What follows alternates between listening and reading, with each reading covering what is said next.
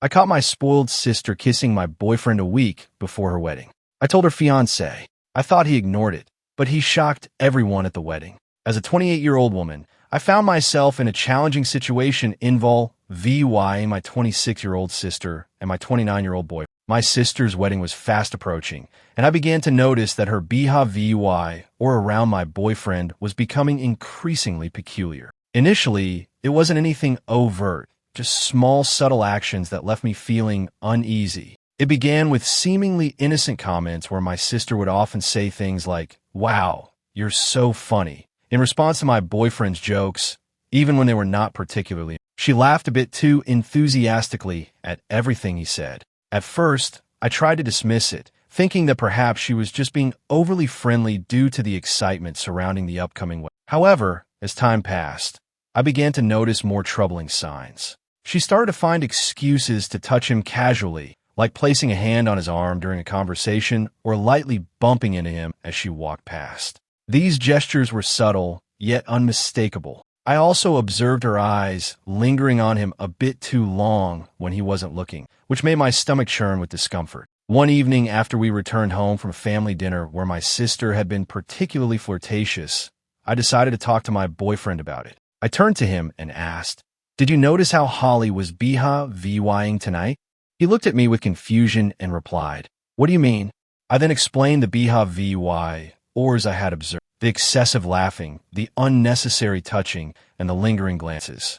He listened, but after a moment, he simply shrugged and said, "I think you're overthinking it. She's probably just excited about the wedding. It's harmless." Despite his reassurances, I couldn't shake the feeling that something wasn't right. The situation didn't feel harmless to me at all. Despite my boyfriend's reassurances, I couldn't shake the feeling that something was off, so I decided to keep a closer eye on things, hoping that I was just overreacting and that my suspicions were unfounded. But the next few weeks were tense. Every time we were around my sister, I found myself constantly watching her, noticing every little thing she did. It became clear that she was always trying to position herself near my boyfriend. She would often sit next to him whenever she could, and she seemed to find endless excuses to ask for his help with wedding-related tasks, even when I was standing right there. One day, we were all at my parents' house for a family barbecue. At one point, I went inside to use the bathroom. When I returned, I saw something that made my heart sink. My sister and my boyfriend were talking quietly in a corner of the yard, standing unusually close to one another. My sister was giggling at something he said, a sound that made my stomach churn with unease. The moment they noticed me, they quickly stepped apart, and my sister walked away as if nothing had happened. I felt a wave of nausea and anger, but decided not to confront them on the spot, not wanting to create a scene at a family gathering. Instead, I waited until we got home that night when we were alone. I tried to approach the topic as calmly as I could. I asked my boyfriend what he and my sister had been discussing earlier. He seemed surprised by my question and explained that they were just talking about some wedding details, like the music selection. His response didn't satisfy me. I couldn't help but question why such a simple conversation required them to stand so close together. He sighed, clearly frustrated, and tried to dismiss my concerns. He assured me once again that there was nothing going on, insisting that my sister was just being friendly. But by this point, I couldn't hold back my feelings any longer. I expressed my frustration, pointing out that my sister was practically throwing herself at him, and he wasn't doing anything to stop it. My words seemed to hurt him, and he looked at me with a pained expression, asking what exactly I expected him to do. He reminded me that she was my sister, and he was simply trying to be polite. Telling her to back off seemed out of the question. I told him that he could at least set some boundaries, making it clear that he wasn't interested in anything more than a friendly relationship. But he insisted that he wasn't interested in her at all, claiming there was nothing to clarify, because I was seeing problems that didn't exist. Our conversation went in circles, with neither of us willing to see the other's point of view, leaving us both frustrated and unsure of what to do next. After arguing for a while without any resolution, it became clear that our conversation was going nowhere. My boyfriend kept insisting that I was just imagining, and no matter how hard I tried, I couldn't get him to see what was so painfully obvious to me. In the end, we both went to bed feeling angry and frustrated, with the issue still unresolved. The following day, I realized that I needed to confront my sister directly. It was clear that avoiding the issue was only making things worse, so I decided to call her, ask if we could meet up for coffee. She readily agreed, her voice cheerful and seemingly unaware of my growing concern. We arranged to meet at a small cafe near her apartment. When we met, I was nervous, my hands trembling slightly as I stirred my coffee. My sister, on the other hand, was in high spirits, chatting enthusiastically about her wedding plan. She seemed completely oblivious to my discomfort, which only made the situation more difficult. After a few minutes of listening to her talk, I realized I couldn't hold it in any longer. I interrupted her mid-sentence, my voice betraying the seriousness of what I was about to say. I told her that we needed to discuss something important. My sister, caught off guard by the sudden shift in tone, looked at me with surprise and asked what was wrong. Taking a deep breath to steady myself, I began to explain. I told her that I had noticed how she had been behaving around Kent, my boyfriend, and that it was making me uncomfortable. I mentioned the flirting, the casual touches, and the lingering looks, things that had been bothering me for some time. I emphasized that her behaving needed to stop. As I spoke, I watched her face transform through a range of emotions. At first, there was surprise, then confusion, and finally anger. She demanded to know what I was talking about, vehemently denying that she had been flirting with Ken at all. I refused to back down, insisting that she had been doing exactly that, whether she realized it. I explained that her actions were not only inappropriate, but were also causing me a great deal of distress. She responded with a laugh, though it was far from a genuine. She told me I was being ridiculous, dismissing my concerns by saying that Kent was practically family and that she was just being friendly. However, her words did little to ease the tension between us, and I could tell that this conversation had struck a nerve. As I sat there, it became clear that this was not going to be an easy issue to resolve, and the rift between us was likely only going to deepen. I couldn't hold back any longer and express my frustrations, pointing out that it was more than just friendliness. I explained that she was constantly finding excuses to be near my boyfriend, to touch him, and to laugh at all his jokes, even the ones that weren't particularly. To me, it was clear what she was doing, and it was making me increasingly uncomfortable. As I spoke, I could see her face turn red with anger and disbelief. She was clearly shocked by my accusations, especially since they came so close to her wedding. She responded with a sharp retort, questioning my confidence and suggesting that I must be deeply insecure to accuse her of such behavior. Her words stung, but I knew I had to stand my ground. I tried to explain that my concerns weren't about insecurity, but rather about respect. I told her she was crossing a line that shouldn't be crossed and that her behavior needed to stop immediately. Suddenly, she stood up, her chair scraping loudly against the floor, signaling the end of our conversation. She declared that she wasn't going to sit there and listen to what she considered paranoid and ridiculous accusations. She made it clear that if I couldn't trust my own sister, then that was my problem, not her. With that, she stormed out of the cafe, leaving me alone with a swirl of emotion. I felt awful and began to question myself. Had I overreacted? Was I really just being paranoid? When I returned home, my boyfriend immediately noticed that something was wrong. He asked me what had happened, and I recounted the conversation I had just had with my sister. As I shared the details, I could see the concern growing on his face. When I finished, he let out a heavy sigh, told me that he thought I had made a big mistake. He was worried that Holly would be deeply hurt, especially with her wedding just around the corner. Feeling defensive, I asked him if he was taking her side. He quickly reassured me that he wasn't taking sides, but he expressed his doubts that Holly had been flirting with him. Even if she had been, which he found unlikely, he believed that confronting her in such a direct way was not the best approach to handling the situation. His words left me feeling even more conflicted, unsure of whether I had done the right thing. As I felt tears welling up in my eyes, I couldn't help but ask, so what was I supposed to do? Just ignore it. The frustration and hurt were clear in my voice. Sensing my distress, my boyfriend walked over, gently wrapped his arms around me. He suggested that perhaps I could have handled things differently, that maybe I could have talked to him more about it first or approached Holly in a way that was less confrontational. He expressed concern that now, with the way things had unfolded, Holly was likely upset with both of us, and that this could cast a shadow over her upcoming wedding, making everything feel incredibly awkward. Feeling overwhelmed, I pulled away from his embrace and questioned him. So this is all my fault? I needed to understand if he truly believed that I was to blame for the situation.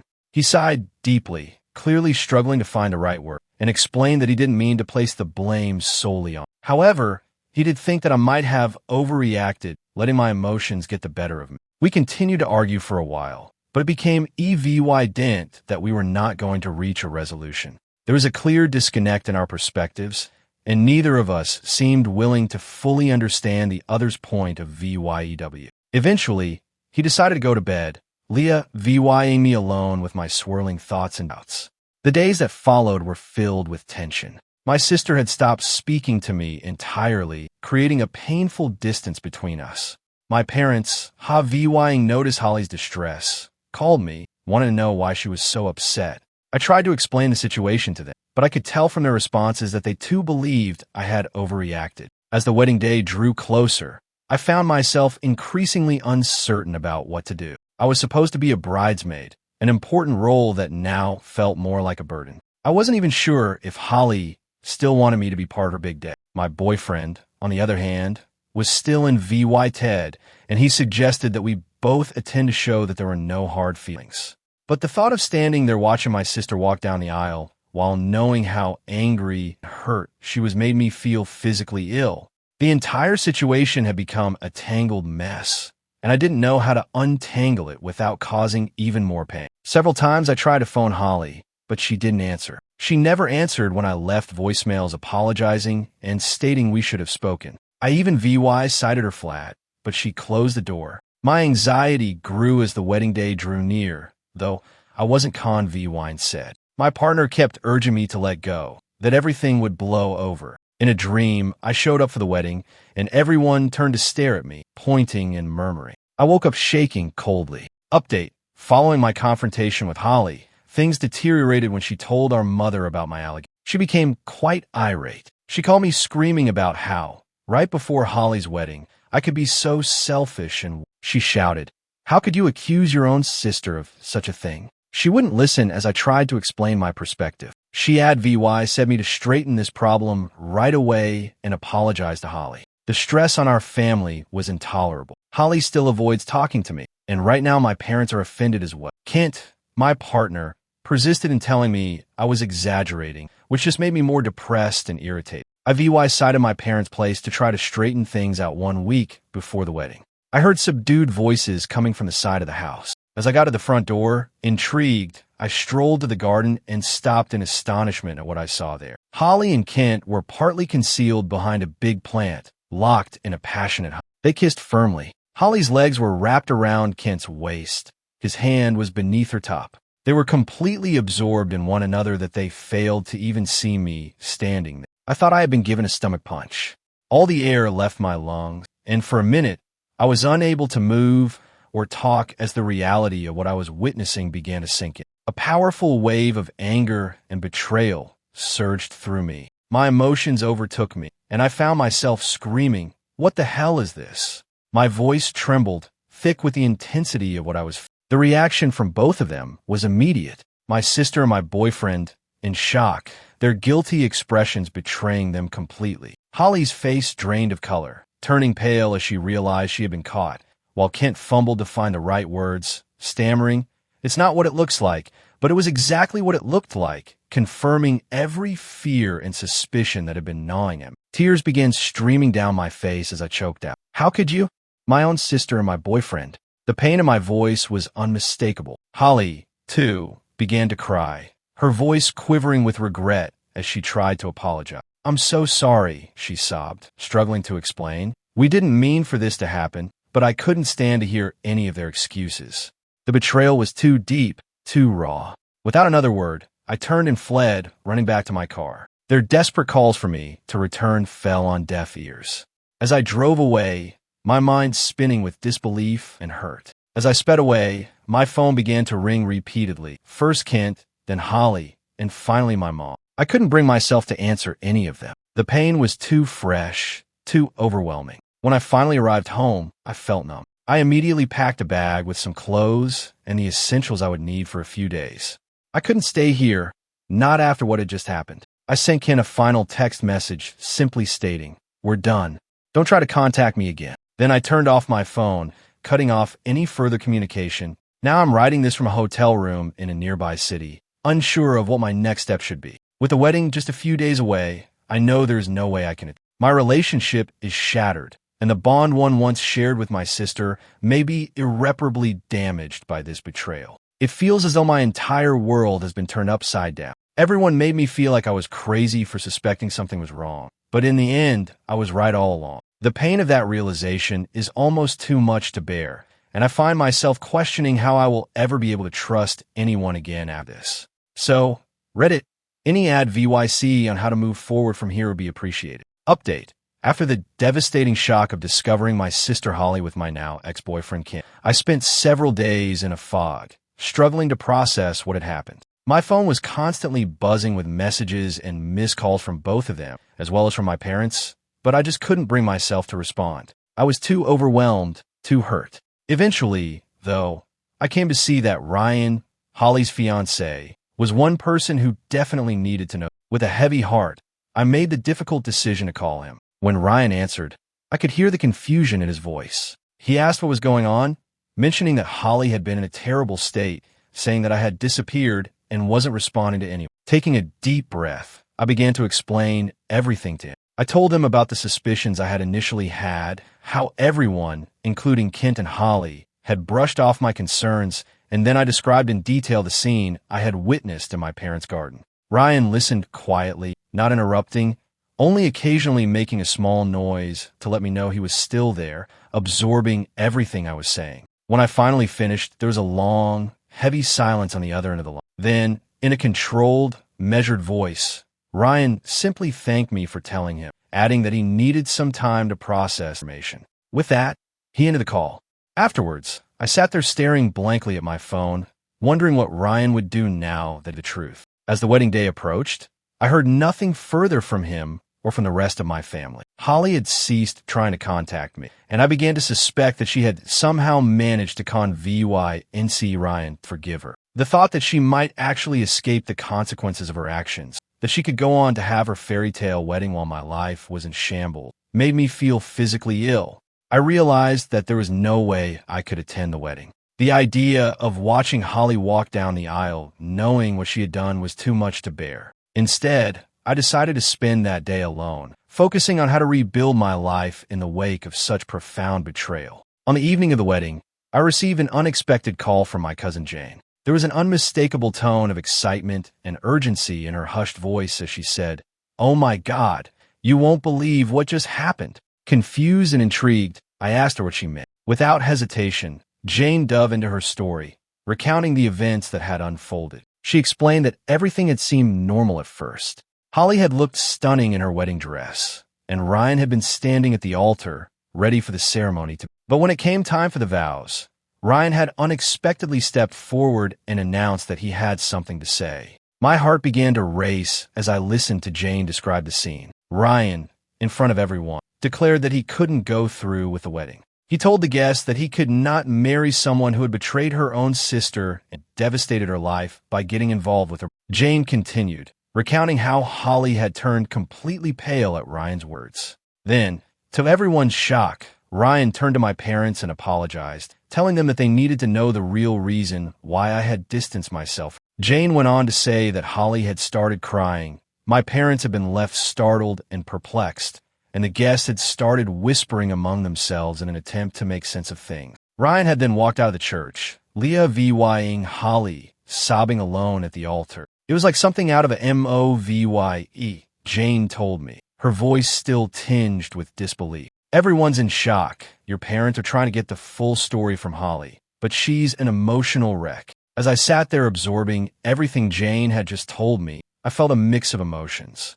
On one hand, there was a sense of vindication, knowing that the truth had finally been revealed. But on the other hand, I couldn't help but feel a deep sadness for the pain and turmoil this had brought upon my family. Jane, sensing my silence, gently asked, "Are you okay?"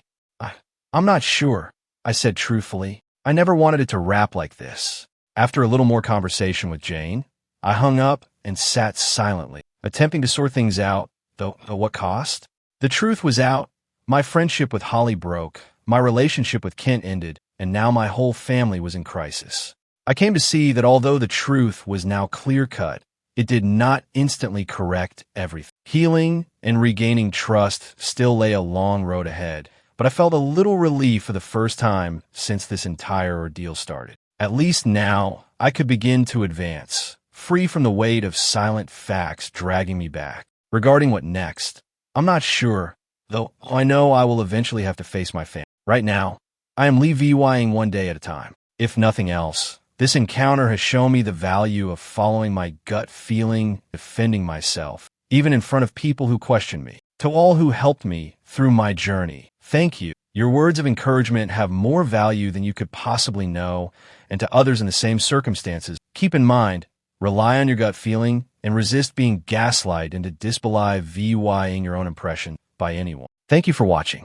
If you haven't subscribed yet, please do so and hit the notification bell to stay updated with more shocking real-life stories happening around.